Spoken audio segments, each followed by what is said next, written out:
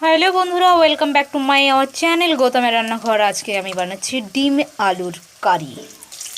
তার জন্য আমি ডিম দুটোকে ভালো করে ভেজে নিয়েছি। এবার আলুগুলোকে ভেজে নেব। ওই তেলের মধ্যে দিয়ে দেবো পেঁয়াজ, আর দিয়ে দেবো 5 ফোড়ন, আর দিয়ে দেবো অর্ধেকটা টমেটো। এবার দিয়ে দেবো বাটা মশলা, আদা রসুন আর কাঁচা লঙ্কা দিয়ে মশলাটাকে ভালোভাবে কষিয়ে নেব। দিয়ে দেবো এই মশলার মধ্যে নুন, আর দিয়ে দেবো হলুদ গুঁড়ো।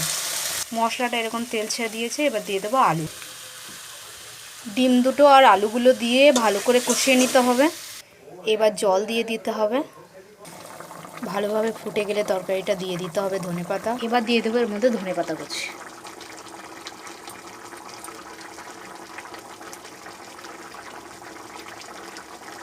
আর দিয়ে দেবো এই 1 চামচ মতো গরম মশলার গুঁড়ো।